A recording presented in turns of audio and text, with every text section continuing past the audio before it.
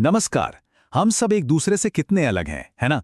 पर कभी सोचा है कि ये फर्क नफरत और भेदभाव में कैसे बदल जाता है? आज हम इसी पूर्वाग्रह यानी प्रेजुडिस की पूरी कहानी को समझेंगे, बिल्कुल परत दर परत।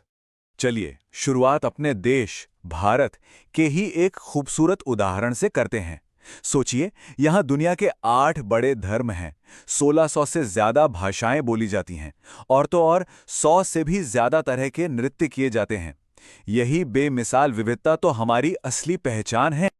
लेकिन देखिए, ये एक आम बात है कि हम उन लोगों के साथ ज्यादा सेफ और कंफर्टेबल महसूस करते हैं जो हमारी तरह ही दिखते हैं, बोलते हैं या सोचते हैं। ये तो इंसान का स्वभाव है। और शायद इसीलिए जो लोग हमसे अलग होते हैं वे हमें कभी-कभी थोड़े अजीब या अनजान लग सकते हैं।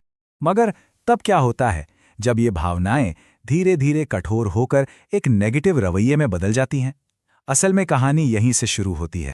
तो चलिए जरा गहराई में उतरते हैं और समझते हैं कि यह रवैया बनता कैसे है।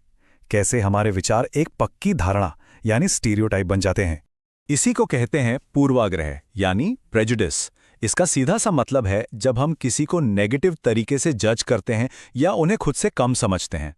और ये किसी भी आधार पर हो सकता है, जैसे उनका धर्म, उनकी त्वचा का रंग या वो किस इलाके से आते हैं।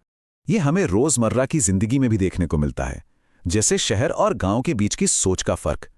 कुछ शहरी लोगों को लगता है कि गांव वाले जाहिल होते हैं और उन्हें टेक्नोलॉजी से कोई लेना देना नहीं। वहीं कुछ गांव वालों को लगता है कि शहर के लोग बस पैसे के पीछे भागते हैं और बहुत आलसी होते हैं। ये दोनों ही बातें पूर्वाग्रह का सटीक उदाहरण हैं। और जब हम लोगों को एक ही छवि में, एक ही खांचे में फिट कर देते हैं तो हम एक स्टीरियोटाइप बना लेते हैं।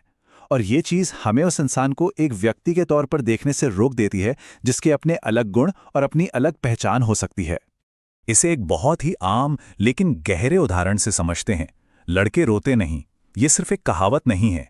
ये एक ऐसा स्टीरियोटाइप है जो लड़कों पर दबाव बनाता है कि वे अपनी भावनाओं को खुलकर ना जताएं, क्योंकि उन्हें लगता है कि रोना कमजोरी की निशानी है।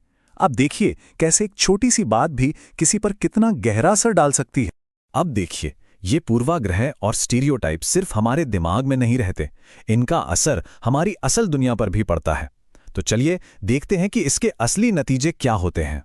जब यही सोच एक्शन में बदल जाती है तो उसे कहते हैं भेदभाव यानी डिस्क्रिमिनेशन। जैसे किसी को कोई खास नौकरी करने से रोक देना, या उन्हें किसी खास मोहल्ले में रहने ही ना देना, या फिर उन्हें एक ही कुएं या हैंडपंप का इस्तेमाल करने से मना करना। ये सब भेदभाव के असली कड़वे रूप हैं। और ये सिर्फ कोई थियोरी नहीं है। आइए एक सच्ची कहानी से समझते हैं कि भेदभाव की असली कीमत क्या होती है। कल्पना कीजिए, एक रेलवे स्टेशन पर कई बैलगाड़ियां किराए पर जाने के लिए तैयार खड़ी हैं। लेकिन जैसे ही गाड़ी वालों को पता चला कि जो यात्री हैं वे एक निचली जाति से हैं, तो एक एक करके सबने उन्हें ले जाने से साफ मना कर दिया। उस पल में, जैसा कि ये शब्द कहते हैं, हमने पाया कि पैसा काम नहीं आया। पूर्वाग्रह ने एक ऐसी दीवार खड़ी कर दी थी जिसे पैसे से भी नहीं तोड़ा जा सका। तो सवाल उठता है कि इस भेदभाव से लड़ने के लिए समाज ने क्या कदम उठाए। यहीं से शुरू होता है एक न्याय से भरे समाज को बनाने का वादा। जब भारत एक देश बना तो इसके नेताओं ने समाज में फैली इन गहरी असमानताओं को पहचाना। डॉक्टर अंबेडकर जैसे महान नेताओं समेत संविधान बनाने वालों ने एक ऐसा विजन तैयार किया जिसका एक ही लक्ष्य था, ये पक्का करना कि भारत के हर एक इंसान को बराबर माना जाए। और इस वादे की नींव रखी गई 3 मजबूत स्तंभों पर: न्याय, स्वतंत्रता और समानता। यही वो सिद्धांत हैं जो सभी नागरिकों के लिए बराबर अवसर और सम्मान की गारंटी देते हैं। तो इन बड़े आदर्शों को जमीन पर उतारने के लिए कुछ बहुत ही जरूरी कानूनी कदम उठाए गए।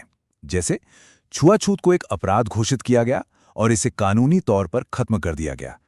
लोगों को अपनी मर्जी का काम चुनने की पूरी आजादी दी गई।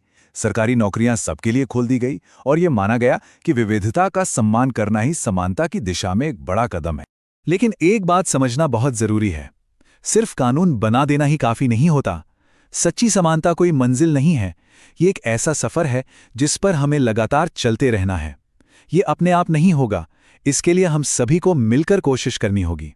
तो आखिर में ये सवाल हम सबके सामने आकर खड़ा हो जाता है, इस समानता की इमारत को बनाने के लिए अगली ईंट हम कैसे रखेंगे?